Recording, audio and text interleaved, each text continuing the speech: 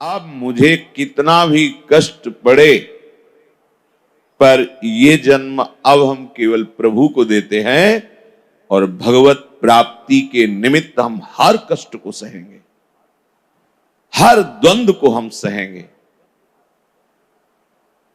पर प्रायः ये एक निश्चय वाली बुद्धि सबके नहीं होती।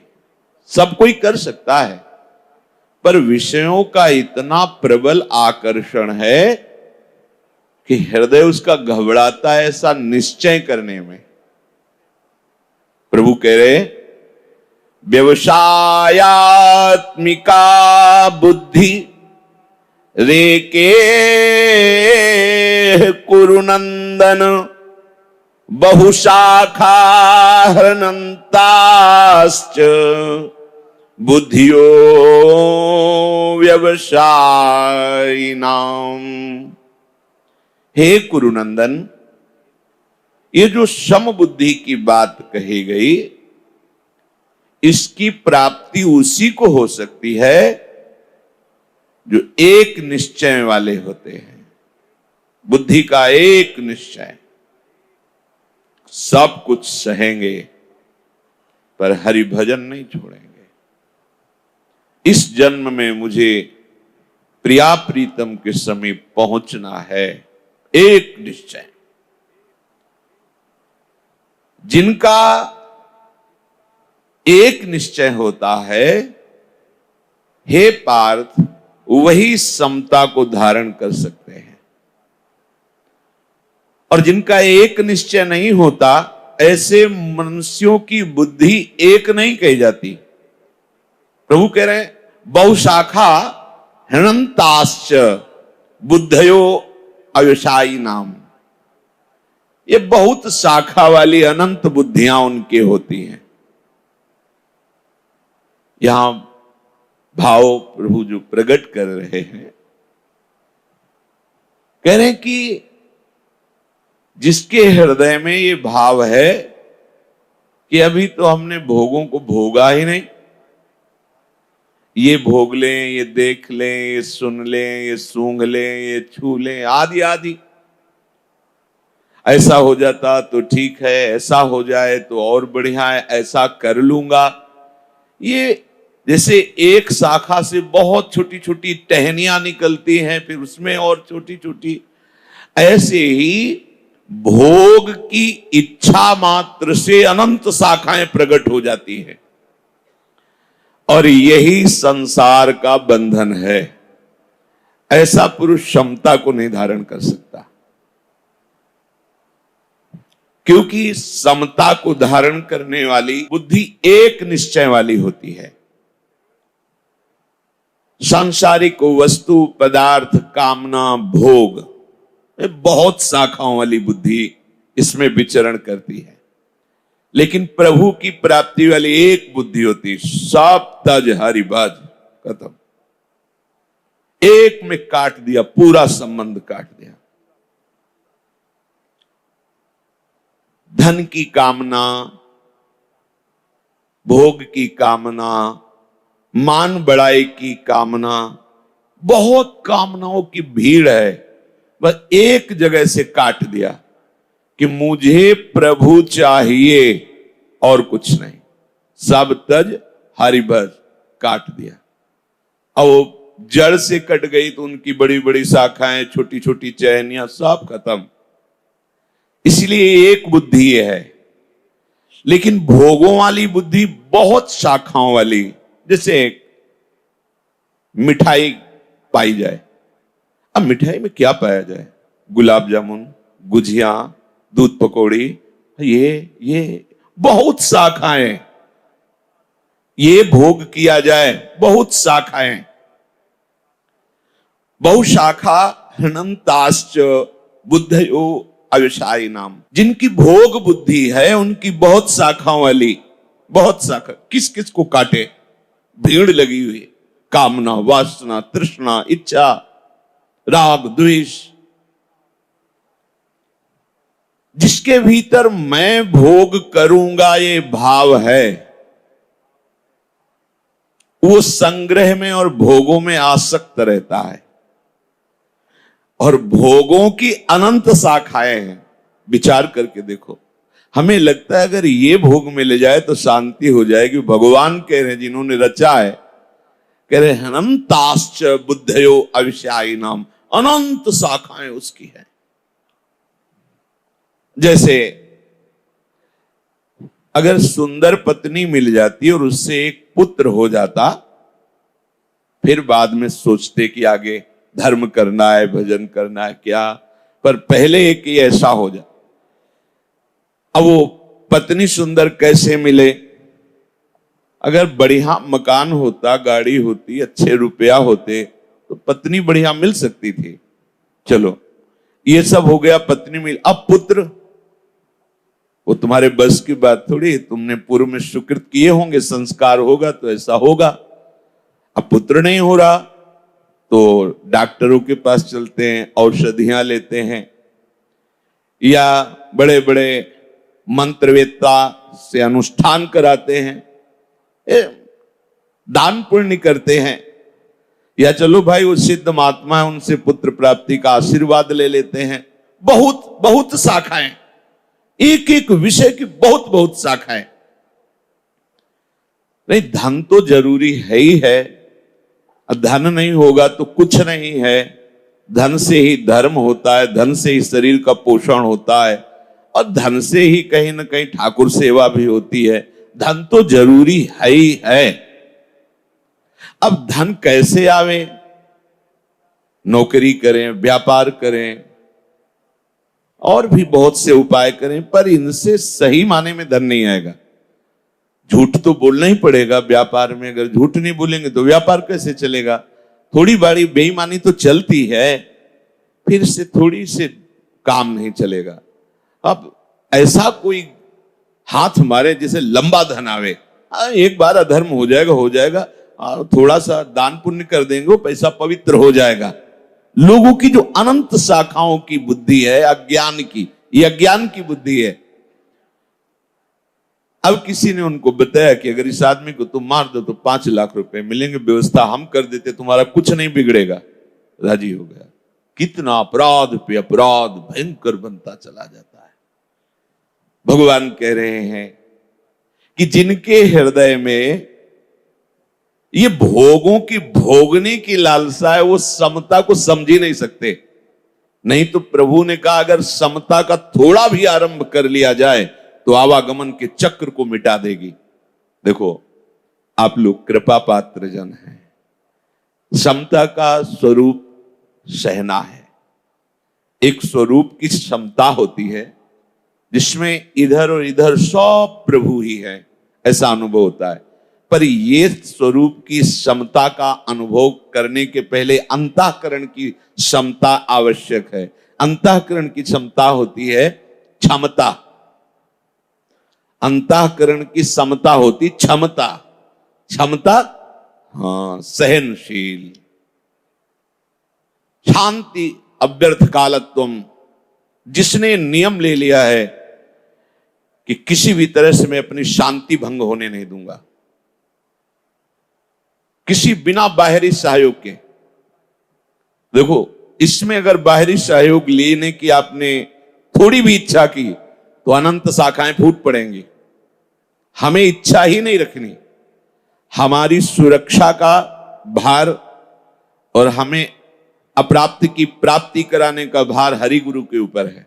बिल्कुल विश्वास रखो, किसी अस्त्र में ताकत नहीं है कि आपके पांच भौतिक शरीर का भी भेदन छेदन कर सके, क्योंकि प्रभु हैं। और अगर उनका विधान है तो किसी भी रक्षा कवच की ताकत नहीं कि बचा सके। बिल्कुल दृढ़ निश्चय कर लो। पर यह दृढ़ निश्चय भगवत कृपा से ही होगा, नहीं तो हम बातें जरूर करते हैं प्रभु के विश्वास की, पर हम विश्वास रखते हैं अस्त्र शस्त्रों में, विश्वास रखते हैं मित्रों में, अंगरक्षकों में। जब अजान बाहु अभेद भुज दंड मूल प्रभु के भुजाओं का भरोसा होगा तो फिर अन्य कोई भरोसा नहीं होगा। अन्य भरोसा हुआ तो बहुत सी शाखाएं हैं। बोलो, अन्य भरोसा में क्या विश्वास कि अस्त्र चल ही जाएगा? यंत्र है, नहीं चला। क्या विश्वास? जो अंग रक्षक उसी की बुद्धि बदल जाए, काल उसी की बुद्धि में बैठ करके प्रहार करवा दे। क्या भरोसा? एकमात्र जिसे किसी भी तरह की कोई सुख सुविधा की आकांक्षा है तो समता को निर्धारण कर सकता है। यह खास बात है, क्योंकि समता हृदय की क्षमता है। जब तक आप इस बात को स्वीकार नहीं करेंगे, भगवत मार्ग में आगे नहीं बढ़ पाएंगे। प्रायः लड़खड़ा के यहीं गिर जाते हैं, राग द्वेष में ही गिर जाते हैं। बहुत बड़ा जाल है।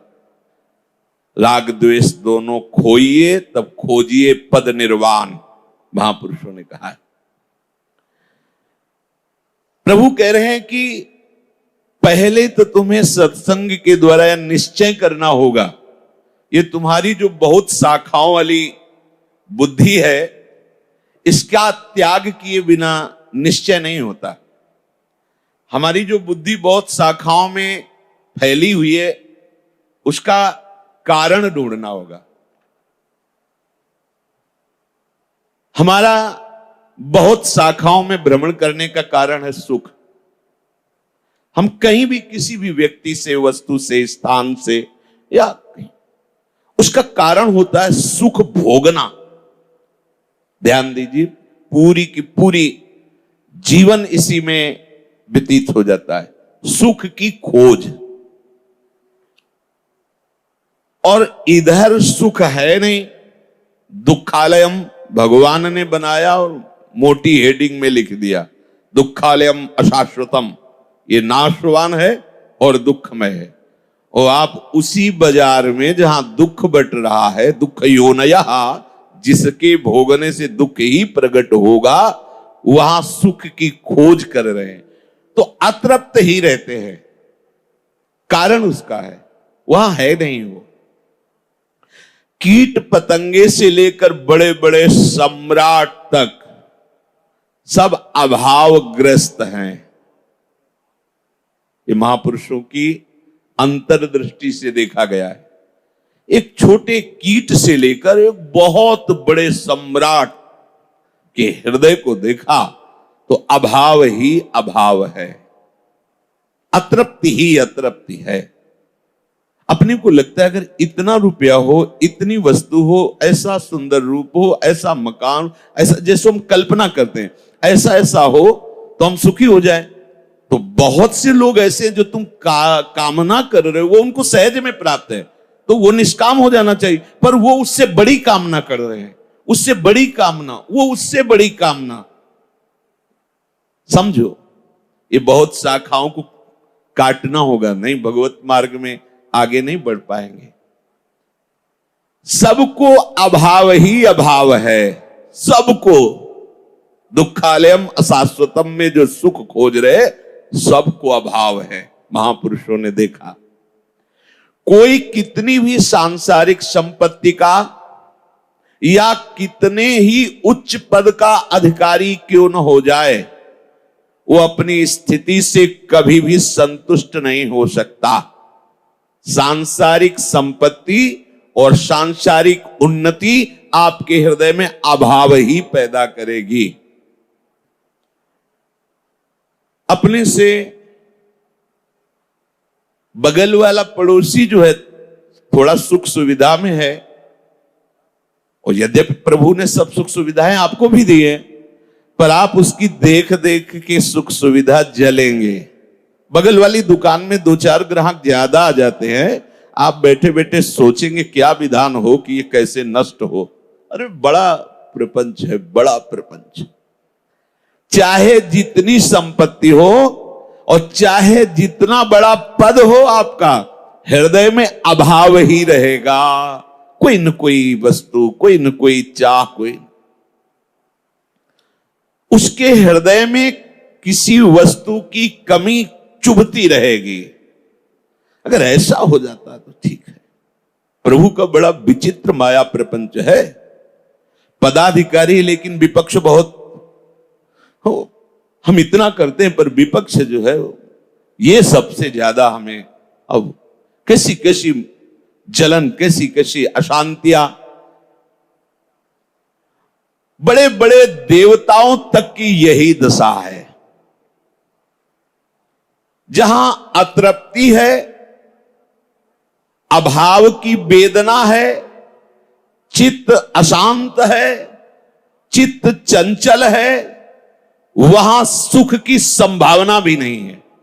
अशांतस्य कुतः सुखम। बहुत चंचल चित्त है, ये करूं कि ये करूं, ये भोगूं कि ये भोगूं, ऐसा हो जाता वैसा हो जाता, अशांत चित्त है। और हमारा शास्त्र कहता है अशांतस्य कुतः सुखम। जो अशांत है वो सुखी कैसे हो सकता है? ये अतृप्ति बढ़ती ही रहेगी, तब तक नहीं मिट सकती जब तक ऐसी वस्तु प्राप्त हो जाए जिसके प्राप्त होने के बाद कुछ प्राप्त करना बाकी नहीं रहता, जिसको जान लेने के बाद कुछ जानना बाकी नहीं रहता। यही शांतस्य है, यही सुख है, यही परमानंद है। प्रभु को पा लेने के बाद कुछ पाना बाकी नहीं रहता, और प्रभु को जान लेने के बाद कुछ जानना बाकी नहीं रहता। आप देखो, एक दिन चिंतन हो रहा था कि एक अंगूठी एक सोने की लर में बंटवारे में इधर से उधर हो गई तो भाई भाई के जान घातक हो जाते हैं। और वैराग्य की भावना मात्र आने से सब आभूषण ऐसे तिनके की तरह उतार कर छोड़ दिए, मुंडन करा लिया, रज लगा ली। तब विचार आता है कि देखो, प्रभु की अभी प्राप्ति नहीं हुई, प्राप्ति की तरफ कदम रखा, कैसी कैसी तृप्ति। अब मुझे ये सब नहीं चाहिए, ये जो मन भावे सो हमें। रज लगा ली, मुंडन करा लिया, क्या हो रहा है? ये अभी मिले तो नहीं ना प्रभु, लेकिन ये मार्ग ही ऐसा, इसमें कदम रखते ही ये सब तिनके के समान हो जाता है। सुरपति नरपति लोकपति जिनके भाव है घास, तिनके के समान। कैसा आश्चर्य में होता है। जिस रुपया पैसा संपत्ति भोग के लिए जीव परेशान है, उस पद प्रतिष्ठा रुपया संपत्ति भोगों को ऐसे ऐसे तिनके की तरह, अभी भगवत साक्षात्कार नहीं हुआ कि भाई सुख हो गया तब त्याग है, नहीं। उस सुख की छोटी सी लालसा सत्संग से उदय हुई, सब संबंध, सब भोग सामग्री, सब सुख सुविधाओं को तिलांजलि दे करके प्रभु के भरोसे हो गए। देखो ना, सब शाखाएं कटती चली जा रही। तो जो पूर्ण है, जब तक उसका आश्रय नहीं होगा तब तक ये बुद्धि बहुत शाखाओं में दौड़ाती रहेगी। वो पूर्ण एकमात्र प्रभु है, हमारे प्रीतम हैं। उनके सिवा चाहे जिस वस्तु का आश्रय ले लो, चाहे जिस व्यक्ति का आश्रय ले लो, चाहे जो कुछ कर लो, चाहे जो कुछ बन जाओ, कभी तुम्हें शांति नहीं प्राप्त हो सकती, विश्राम नहीं मिल सकता। और अशांतस्य कुतः सुखम, अशांत है हृदय तो सुख कहाँ है। परिणाम अशांत का विनाश ही होता है। इसलिए शांत हो जाओ, शांत बैठ जाओ, धैर्य पूर्वक विचार करके प्रभु का आश्रय लेकर निश्चिंत हो जाओ। प्रतिक्षण जो भी देख रहे हो, जो भी अनुभव कर रहे हो, ये सब विनाश की तरफ जा रहा है। प्रतिपल तुम्हारी अतृप्ति बढ़ती जा रही है और जीवन विनाश की तरफ जा रहा है। कैसे तुम विश्राम प्राप्त कर पाओगे? संभव नहीं है। इसलिए ये जो अतृप्ति है, ये भोगों की नहीं है, ये प्रभु की है, सबके हृदय में। एक जो किसी वृद्ध से भी पूछो, ये पूरा जीवन अब आप वो जलता मिलेगा। अपने तो देखे, अब विषय मदिरा पी है तो भले कह दे कि भाई हम सुखी हैं, नहीं जब प्यार से पूछोगे, उसे ये पता हो कि हमारे दुख का निवारण कर देंगे, तो पूरी लिस्ट आ जाएगी सामने। बिंदौर से हम ऐसे भ्रमण कर रहे थे, यमुना जी के किनारे है फतेहपुर जिला उधर, तो ऐसे गली से निकले तो आवाज आई, स्वामी जी रुकिए, स्वामी जी। देखा तो नीचे एक सीढ़ियों से भागते हुए एक वृद्ध आ रहे थे, आए देविये से, फिर रुके, बोले बहुत हमें कष्ट दिया जा रहा है, ये जो आप बिल्डिंग देख रहे हैं मेरी है, मेरे 2 पुत्र हैं, दोनों को हमने दे दिया, उनका अधिकार हो गया, अब हमें न तो चाय मिलती है, न भोजन मिलता है, न कहीं प्यार भरा वचन मिलता है। अब ये इस जेल में मैं रहा हूं, ये सब कुछ मेरा है, संपत्ति सब मेरा, जो अपमान होता है मेरा, जो, तो मैं बहुत दुखी हूं, क्या करूं। ऊपर से हमने दूर से आपको देखा तो लगा कि संत से कहूं तो उपाय मिल जाए, उनका जो उपाय है वो तुम कर नहीं पाओगे, चाहे जितना दुख दे रहा हो, लेकिन ये मकान तुम्हारा है, वो बेटे तुम्हारे हैं, ये राग तुम्हें दूर नहीं होने देगा, और जब तक ये राग है तब तक आपके हृदय को चैन मिलने वाला नहीं, क्योंकि हमारा विश्राम स्थल प्रभु के चरणों का अनुराग है। बात अब समझ में नहीं आएगी, अगर इतने ही समझ में आ जाए तो भगवान नाम जप करो और इनमें भगवत भावना करके शांति धारण करो, अपना जीवन व्यतीत करो। कोई ऐसा नहीं, ये जो हमें लगता है कि हमारी अवस्था यौवन है, अभी ऐसी गलतियां होना स्वाभाविक है, आगे चलकर शांत हो जाएगी, ये स्वाभाविक शांत होने वाली नहीं। ये ऐसा कुछ नहीं कि अवस्थागत है, अवस्था बदली तो आप शांत हो जाए, नहीं नहीं, जब तक चिंतन नहीं बदलेगा तब तक शांति मिलने वाली नहीं। 94 वर्ष की आयु के बहुत सुलझे हुए व्यक्तित्व वाले से हमने एकांत में गंगा के किनारे पूछा कि हमारे हृदय में ऐसी एक बात आती है कि 40 वर्ष के बाद शांति मिल जाती होगी काम आदि दोषों से, आपका क्या अनुभव? आप बिल्कुल निश्चिंत होकर बताएं, जिससे मैं अनुभव आपका सुनकर समझ सकूं। शास्त्रों में तो पढ़ाई, पर आप बताइए। तो उन्होंने कहा कि ब्रह्मचारी जी, उस समय नैष्ठिक ब्रह्मचर्य में, उन्होंने कहा ब्रह्मचारी जी एक बात बताए, अब हमारे अंग प्रत्यंग शिथिल हैं पर मन शिथिल नहीं है। हमका बस इतना ही जानना था। उनका हमारा मन जैसे हमने बचपन में देखा, जैसे यौवन अवस्था में देखा, वैसा ही आज है, पर हमारा शरीर शिथिल है। शास्त्रों के स्वाध्याय से, संतों के संग से और अनुभवों से ये पता चलता है कि जब तक आप प्रभु का आश्रय लेकर भजन नहीं करेंगे तब तक कुछ नहीं हो सकता। कुछ भी कर लो, बारी मथे घृत होए बरु सिकताते बरु तेल, बिनु हरि भजन न भवतरिया सिद्धांत अपेल।